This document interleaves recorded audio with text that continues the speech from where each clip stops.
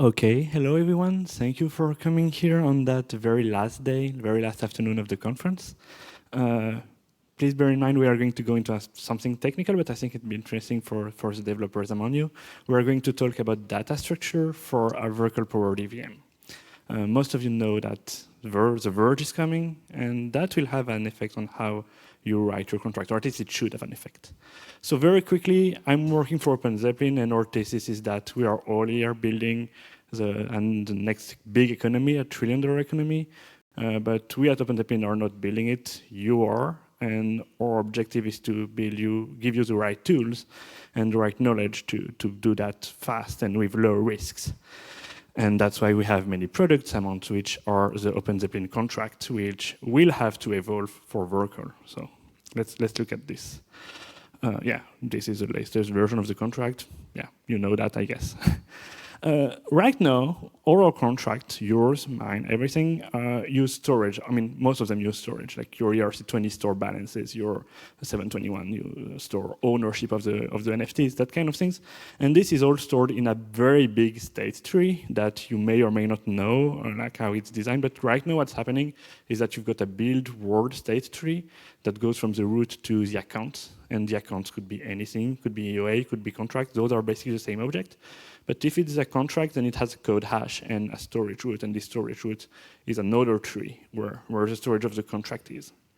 And that's how self-destruct worked, or used to work, is by removing this storage tree. We'll see that in Verkle it doesn't work. That's why the self-destruct was deprecated, or at least very much nerfed. And in each account has its own state tree. So you know that the storage of an account won't overlap with the storage of another just because they are under different nodes here.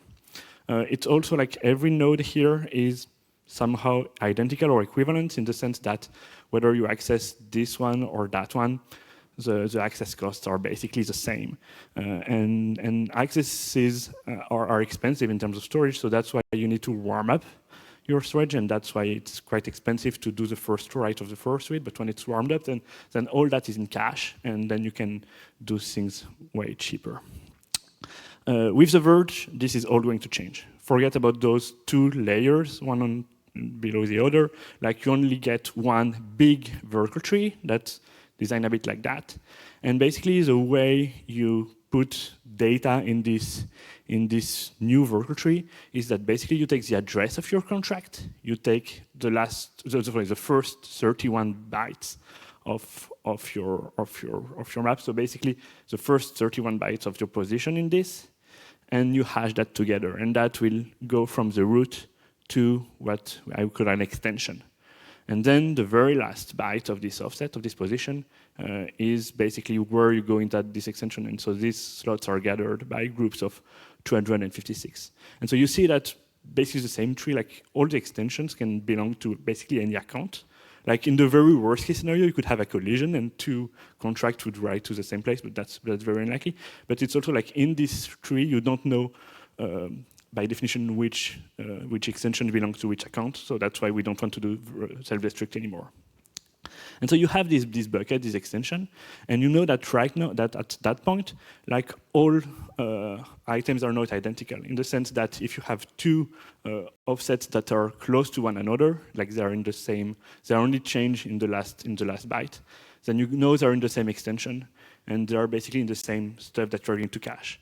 But if you access in very different location, then they are in different extensions. And the thing is that this tree, because it's a Verkle tree, uses a specific hash that is super expensive for nodes to compute.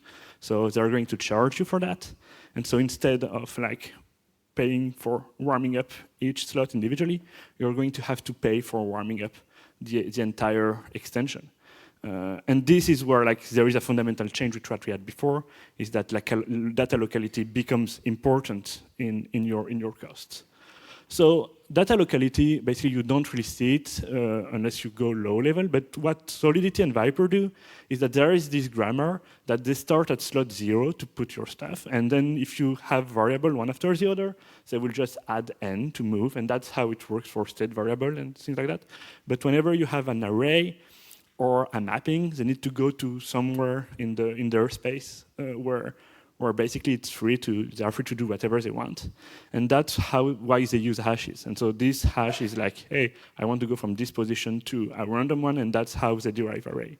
And you have a similar mechanism for mapping. Solidity and Viper just differ on the order, but the logic is pretty similar.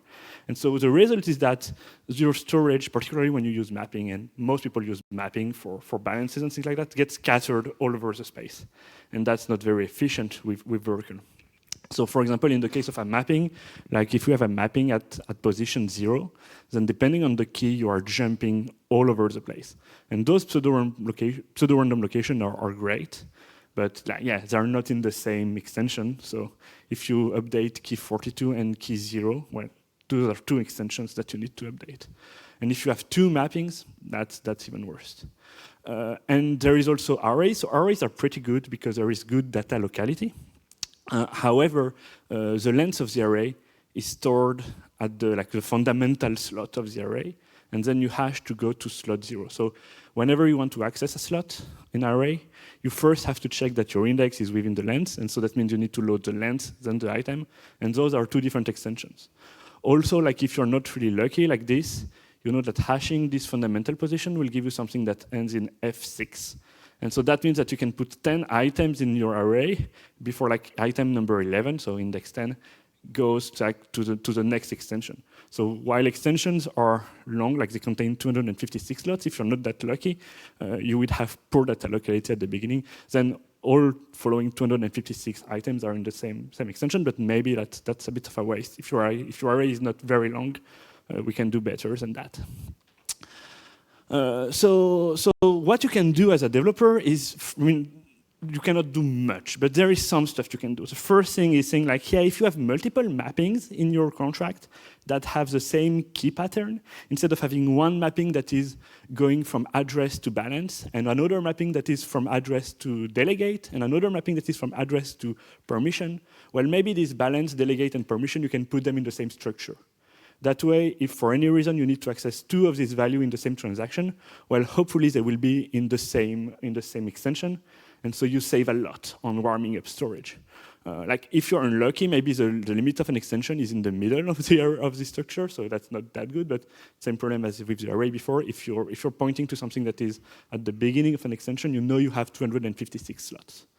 And that's, I mean, it works if the keys are the same. So it doesn't work if you want to put balances and approvals for ERC20 because they have different access patterns, but it works for some stuff. For example, if you look at ERC 721, so one of the main contracts that's been used in the past years, you have this mapping from token to address that is the owner, and you also have a mapping from token to address that is a token approval, because you can approve individual tokens. And whenever there is a transfer, this approval gets reset, because you don't want to approve a token, transfer it, and then use the approval that was set before. So this has to be reset, or if it's 0, you don't reset it, but you still need to check it's 0. So basically, both of these mappings are accessed at the same time when you do a transfer. And so the idea of the diff is to say, like, let's build a structure that is token details that contain the two, and we remove these two mappings here and here, and instead we have a new mapping that is token ID to token details, and hopefully, like the token details, which is a small structure, both elements will be in the same extension. You have just one chance in 256 that it's not the case. And so I did that on the Verkle testnet, and basically those are 2 pages of the I don't know what the name is, one of the Explorer that the Verkle testnet provides that is very cool because it shows you the witness. It's a witness Explorer. It shows you the witness of the proof that happens in Verkle. And what you see is that this is like the normal ERC 721, the one you can take right now from the library. And this is the packed one, the one with this diff that was applied. And you can see that the amount of gas went down from 55,000 to 49,000. So this amount of gas is subject to change. The Verkle numbers are not finalized exactly, but this gives you a trend that you can save gas by just reordering your mapping and reordering your data. There is no logic change whatsoever, but it's basically the same thing. As if you go to the link, everything will be available for you to check code, the links. You will see that those are the accounts and the slots, and you'll see that here the slots are very different, and here the slots are basically the same ones. That's why it's more efficient. Another thing you can do is use more arrays and potentially custom arrays. There is something that we've been working on at OpenZeppelin that is a priority queue. People have asked us for that. And our first implementation of a priority queue used mapping. And it's pretty nice because we have the tree on one side and the item on the other. So when we reorder the tree, we just update this mapping and the node stay put. When you pop something, you have to reorder a bit the tree, but there is only one item to pop. You don't have to reorder the item at the same time. And so it's pretty efficient on normal, on EVM, the current EVM. But then we did an implementation with an array that instead of having two mapping as a single array, so hopefully better data locality, and a structure on top of that. And we use some tooling to get accesses that doesn't check the length, otherwise it's a bit more expensive, but yeah, because here there is no length check anyway. And so this is a bit different because the data is combined, the item part and the tree part are in the same structure. When you do something like a pop, for example, you have way more reordering to do because you want to make sure that you're popping both the tree item and the value item. So basically this structure requires more data accesses. That's what you have to understand. And this is a variant that is similar, but we also use some logic to put the length at the beginning of the data instead of in the other slot. So again, it's a bit complex for now, but everything will be linked. So if you want to check it out later, you can. And then I took those three implementation of the priority queue, and I basically pushed 10 values, the same values in all cases, to the implementation on the Verkle testnet, and then I popped the smaller value of the 10. And this is what we get. So basically, we see that the mapping operation is cheaper, is more expensive than the other because we have this bad data locality by the mapping construction compared to the array construction. And we see that this is particularly noticeable in the pop operation, which is kind of funny because these two implementations here, they do more storage accesses than the blue one. If you were to do the same experiment on the current EVM, you would see that for the pop, the blue is actually cheaper. So right now the blue is cheaper on mainnet, but in a few months it will be way more expensive. So that's one of the things where you may prepare for Verkle even if it's a bit worse today. And again, all these numbers are available. Here I'm just comparing the three implementation on the Verkle. I'm not comparing them to the implementation on the current network because the Verkle trees are not, the costs are not finalized. But this would be an interesting discussion for when we have a new testnet. So yeah, what we ultimately need is, I mean, it's nice to do all that and have all this assembly to help you, but what you ultimately want is you want the compiler to take care of that for you. So here are some clues of what the compiler could do. One of the things that could happen is that in the grammar, instead of using hashes, you could use the same hashes and just clear out the very last byte. That way you are sure that whenever you jump to a mapping or to an array, you are at the beginning of an extension and you have some room to work with. And that's pretty easy. It's something we do in our namespace definition, but could be done at the compiler level. What you can do also, and that's very easy as well, like you can do it in assembly yourself, but the compiler could do it for you, is put the length of the array as the very first element of the array instead of putting it in another location. Like for Solidity, it was a no-brainer that all slots were identical, so let's just put the length somewhere and the data somewhere else. With Verkle, this assumption breaks, and so the compiler could reorganize what they do. And the very last thing that I think would be interesting, and that's something that is very difficult to do as a user, so maybe the compiler can help you with that, is that when you have multiple mappings like this, like in ERC 721, it's easy to combine the two, like we saw how to do it with a structure, but then you have ERC 721 enumerable that extends on ERC 721, and that includes two more mappings that have the same key pattern. So basically, you would want these two to be not only in the same struct, but also in a struct that is the same as this one. So it would be nice if, at the language level, you had a way to say, oh, by the way, this mapping, it's an extension of the previous one, so just like here there is a struct, here there is a struct, and put that at the end of this one, like combine the two and use the same storage. I'm not sure exactly what it would look like. It's not very hard to imagine how it would work under the hood. You just need Solidity to go in that direction. The real issue with all those three approaches, particularly the first two, is that it completely changed the way Solidity represents storage. And Solidity has always represented storage the same way since the very early ages. And that's how we have contract upgradability that works, because when you go to a new compiler version, if you describe your storage the same way, you get the same representation under the hood. This completely breaks that. So this breaks upgradability of contract. It's a bit of a pain, so it would have to be opt-in. But I seriously think that the compiler needs to evolve to be more efficient in the context of Verkle. And if the Solidity compiler doesn't evolve in that direction, well, maybe we need another language and another compiler for the Verkle EVM. So thank you very much. You have links to the slides. You have links to the source code if you want to run it and see the transaction. You have a POAP to prove that you attended this talk. And yeah, if you get in my opinion, the most important is the slides, because if you get the link to the slide, then you obviously get all the other links for free. Yeah, thank you.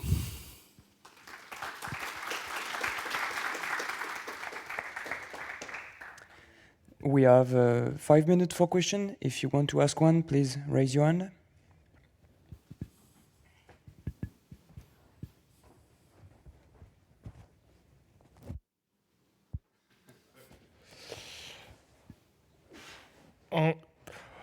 First, thanks for your slides. And I wonder that you mentioned the binary heap operations. So, do you have any idea, or have you ever considered a customized data storage to replace the MPT or Verkle tree to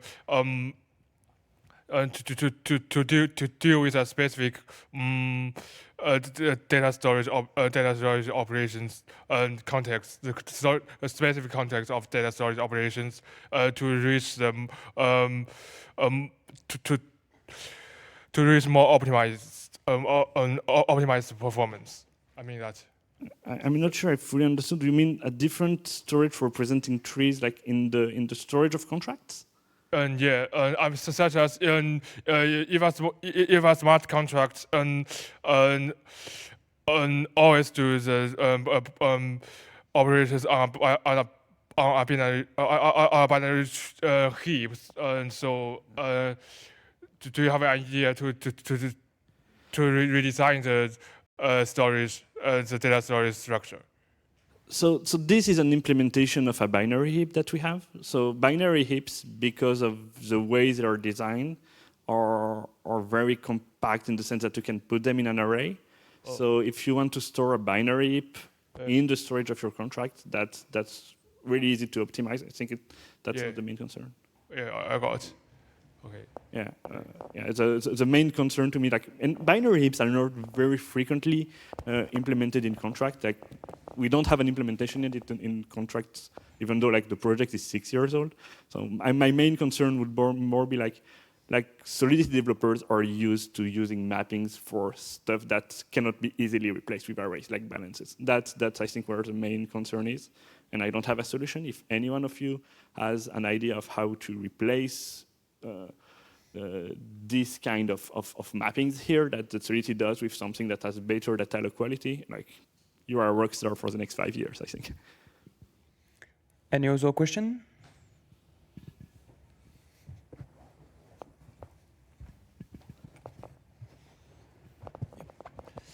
Thanks for the talk. Will you guys provide libraries for Verkle trees, as you did for Verkle trees? So it's different. Like, we have a library for Verkle trees that allows you to verify a proof.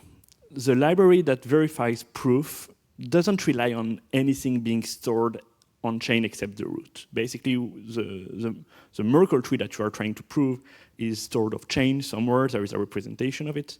And what you want to prove is that a particular leaf is in the tree, and you provide a proof for that. And everything is handled in memory in the stack. So that's not going to become less efficient or anything like that. Now, the other question is, like, are we going to provide a proving mechanism for new data structure? People asked us, like, do you provide like storage, like libraries for doing storage proofs, which like are Verkle but are not supported by our Verkle library? I'm not exactly sure if we will, in the sense of a Verkle tree, proving that something is in a Verkle tree is very different in the sense that the construction of Verkle means that the proof is a vector commitment, basically. So the verification is very different from verifying a Merkle tree by doing successive hashes and rebuilding the path. So, I mean, depends on the demand. If users demand it, we'll definitely consider it. I'm wondering whether the EVM itself will not provide it through some kind of precompile or something like that, because it's like it's becoming part of like verifying the state of the blockchain. So like maybe the node client will provide this functionality, and if they don't, then it's just a matter of implementing the circuit and making it available. Depending on demand, yeah, we may do it. Okay, thank you. Thank you. We don't have time for other questions, so thank you again for your question and for your talk.